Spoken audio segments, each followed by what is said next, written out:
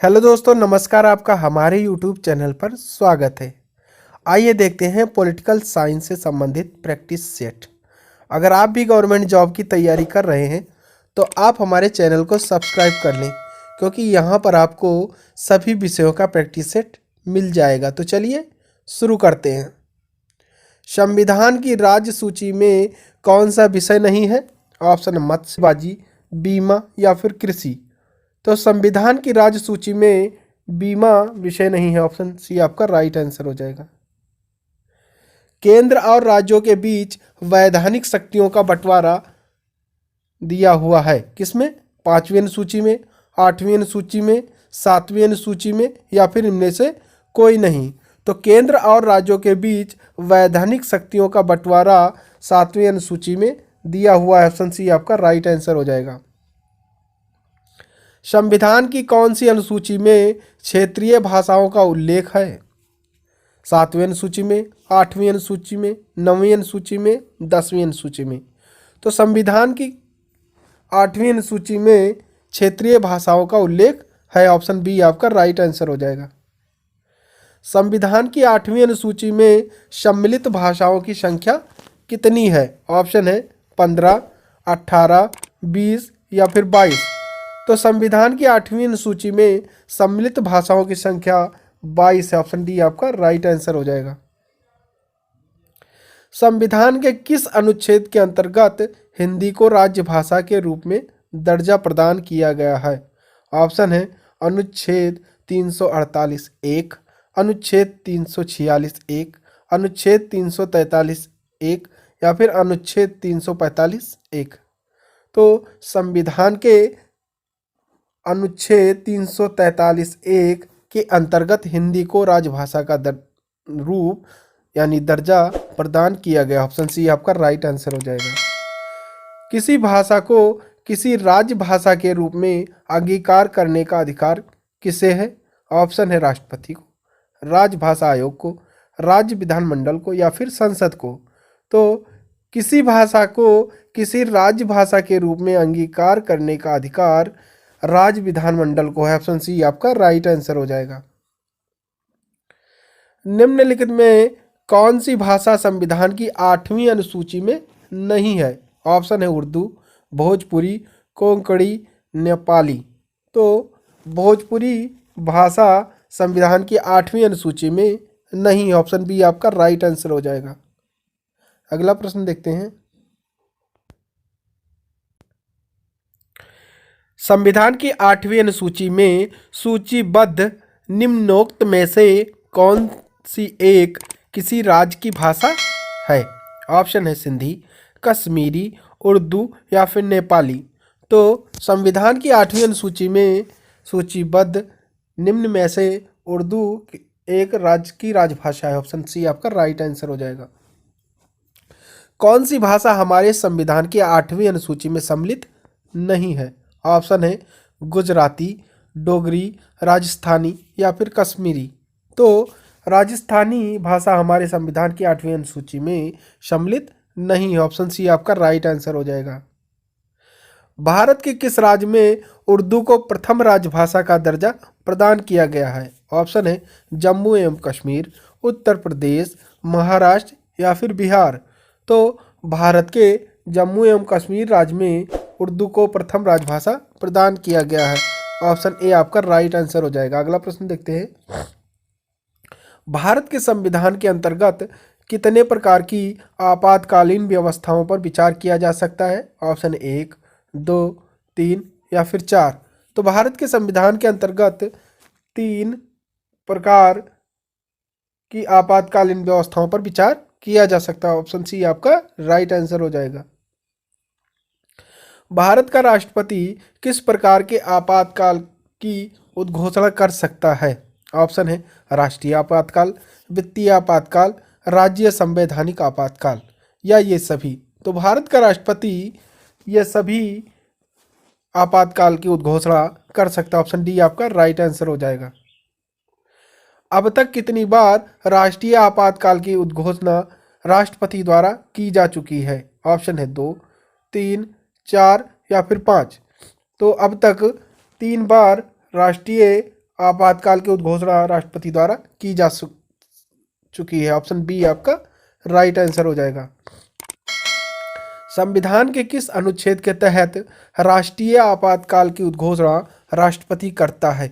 अनुच्छेद 352, अनुच्छेद 356, अनुच्छेद 360, अनुच्छेद 382। तो संविधान के अनुच्छेद 352 के तहत राष्ट्रीय आपातकाल की उद्घोषणा राष्ट्रपति करता है। ऑप्शन ए आपका राइट आंसर हो जाएगा। राष्ट्रपति राष्ट्रीय आपातकाल की उद्घोषणा किन परिस्थितियों में कर सकता है? ऑप्शन है युद्ध, सशस्त्र विद्रोह, बाह्य आक्रमण या ये सभी। तो राष्ट्रपति राष्ट्रीय आपातकाल की उद्घोषणा युद्ध, सशस्त्र विद्रोह, बाह्य आक्रमण यानी ये सभी परिस्थितियां अगर आती हैं तो राष्ट्रपति आपातकाल की घोषणा कर सकता है। ऑप्शन डी आपका राइट आंसर हो जाएगा। राष्ट्रीय आपातकाल की उद्घोषणा को संसद के समक्ष उसकी स्वीकृति हेतु रखा जाना आवश्यक है। कितने दिन में? 1 माह के अंदर, या फिर 6 माह के अंदर, या फिर 1 वर्ष के अंदर, या 2 माह के अंदर। तो राष्ट्रीय काल की उद्घोषणा को संसद के समक्ष उसकी स्वीकृति हेतु 1 माह के अंदर रखा जाना आवश्यक है। ऑप्शन ए आपका राइट आंसर हो जाएगा। देश में पहली बार राष्ट्रीय आपातकाल की उद्घोषणा किन परिस्थितियों में कर सकता है, यानी कब हुई थी? तो देश में पहली राष्ट्रीय आपातकाल की उद्घोषणा 26 अक्टूबर 1962 में हुई थी, युद्ध के समय। ऑप्शन सी आपका राइट आंसर हो जाएगा। भारत में वित्तीय आपातकाल की घोषणा आज तक कितनी बार की गई? ऑप्शन है 5 बार, 3 बार, 1 बार या कभी नहीं। तो भारत में वित्तीय आपातकाल की घोषणा आज तक कभी नहीं हुई, अभी एक भी बार नहीं हुई, इसलिए ऑप्शन डी आपका राइट आंसर हो जाएगा। राज्य में आपातकाल के समय राज्य का शासन किसके हाथ में रहता है? मुख्यमंत्री, मुख्य न्यायाधीश, प्रधानमंत्री या फिर राष्ट्रपति। तो राज्य में आपातकाल के समय राज्य का शासन राष्ट्रपति के हाथ में रहता है। ऑप्शन डी आपका राइट आंसर हो जाएगा। किसी राज्य में सामान्यतः किसके परामर्श से राष्ट्रपति शासन लागू किया जा सकता है? ऑप्शन है सीधे राष्ट्रपति से, राज्य के राज्यपाल से, कार्यकारी सरकार से, इनमें से कोई नहीं। तो किसी राज्य में सामान्यतः राज्य के राज्यपाल से परामर्श से राष्ट्रपति शासन लागू किया जा सकता है। ऑप्शन बी आपका राइट आंसर हो जाएगा। किस समिति को अस्थायी मितव्यता समिति भी कहा जाता है? ऑप्शन है लोक लेखा समिति, संयुक्त प्रवर समिति, नियम समिति या प्राक्कलन समिति। तो प्राक्कलन समिति को अस्थायी मितव्यता समिति भी कहा जाता है। ऑप्शन डी आपका राइट आंसर हो जाएगा। निम्नलिखित में से वह समिति कौन सी है जिसमें राज्यसभा का कोई सदस्य नहीं होता है? ऑप्शन है सार्वजनिक उपक्रम समिति, नियम समिति, प्राक्कलन समिति, लोक लेखा समिति। तो निम्नलिखित में से वह समिति प्राक्कलन समिति है जिसमें राज्यसभा का कोई सदस्य नहीं होता है। ऑप्शन सी आपका राइट आंसर हो जाएगा। लोकसभा समिति में कुल कितने सदस्य होते हैं? ऑप्शन है 15, 22, 30 या फिर 45। तो लोकसभा समिति में कुल 22 सदस्य होते हैं। ऑप्शन बी आपका राइट आंसर हो जाएगा। निम्न में से कौन सा सार्वजनिक व्यय पर संसदीय नियंत्रण का अंग नहीं है? लोक लेखा समिति, भारत का नियंत्रक एवं महालेखा, प्राक्कलन समिति या इनमें से कोई नहीं। तो प्राक्कलन समिति या इनमें से कोई नहीं। तो निम्न में से भारत का नियंत्रक एवं महालेखा सार्वजनिक व्यय पर संसदीय नियंत्रण का अंग नहीं है। ऑप्शन बी आपका राइट आंसर हो जाएगा।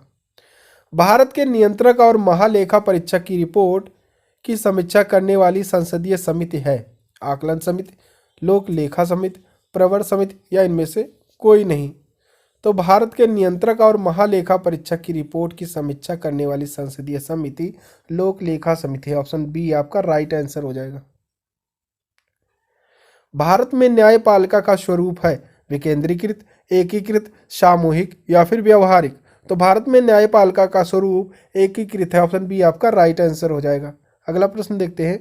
न्यायिक पुनर्वलोकन का अधिकार किसे है? ऑप्शन है उच्च न्यायालय को, राष्ट्रपति को, लोकसभा को या फिर उच्चतम न्यायालय को। तो न्यायिक पुनर्वलोकन का अधिकार उच्चतम न्यायालय को है। ऑप्शन डी आपका राइट आंसर हो जाएगा।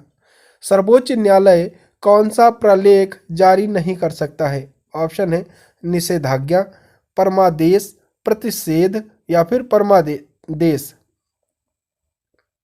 तो सर्वोच्च न्यायालय निषेधाज्ञा प्रलेख जारी नहीं कर सकता है। ऑप्शन डी ए आपका राइट आंसर हो जाएगा। भारत में कुल कितने उच्च न्यायालय हैं? ऑप्शन है 15, 16, 18 या फिर 21। तो भारत में कुल 21 उच्च न्यायालय हैं। ऑप्शन डी आपका राइट आंसर हो जाएगा। सर्वोच्च न्यायालय के जजों का वेतन किससे आहरित होता है? ऑप्शन है सहायक अनुदान से, आकस्मिकता निधि से, लोक लेखा से या फिर संचित निधि से। तो सर्वोच्च न्यायालय के जजों का वेतन संचित निधि से आहरित होता है। ऑप्शन डी आपका राइट आंसर हो जाएगा। भारत में उच्चतम न्यायालय में न्यायाधीशों की संख्या बढ़ाने का अधिकार किसके पास है? ऑप्शन है भारत के संसद के पास, भारत के मुख्य न्यायाधीश, भारत के राष्ट्रपति या इनमें से कोई नहीं। तो भारत में उच्चतम न्यायालय में न्यायाधीशों की संख्या बढ़ाने का अधिकार भारत के संसद के पास होता है। ऑप्शन ए आपका राइट आंसर हो जाएगा। भारत के मुख्य न्यायाधीश की सेवानिवृत्ति आयु क्या है? ऑप्शन है 60 वर्ष, 65 वर्ष, 55 वर्ष या फिर 62 वर्ष। तो भारत के मुख्य न्यायाधीश की सेवानिवृत्ति 65 वर्ष है। ऑप्शन बी आपका राइट आंसर हो जाएगा। अगला प्रश्न देखते हैं। भारत के किस उच्च न्यायालय में न्यायाधीशों की संख्या सबसे कम है? ऑप्शन है केरल उच्च न्यायालय, सिक्किम उच्च न्यायालय, गुजरात उच्च न्यायालय या इनमें से कोई नहीं। तो भारत के सिक्किम उच्च न्यायालय में न्यायाधीशों की संख्या सबसे कम है। ऑप्शन बी आपका राइट आंसर हो जाएगा। भारत के किस संघ शासित क्षेत्र का अपना उच्च न्यायालय नहीं है? ऑप्शन है चंडीगढ़, दिल्ली, पांडिचेरी या फिर लक्षद्वीप।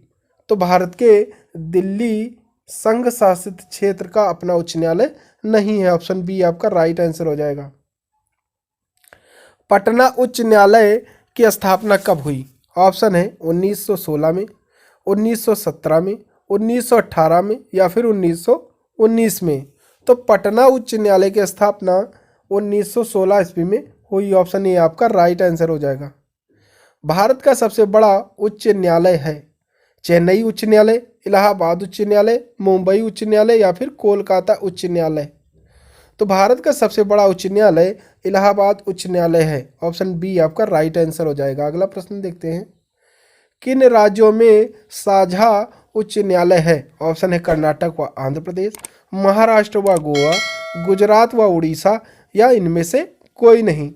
तो महाराष्ट्र व गोवा साझा उच्च न्यायालय है। ऑप्शन बी आपका राइट आंसर हो जाएगा। छत्तीसगढ़ उच्च न्यायालय कहाँ स्थित है? ऑप्शन है बिलासपुर, रायपुर, रायगढ़ या फिर भिलाई।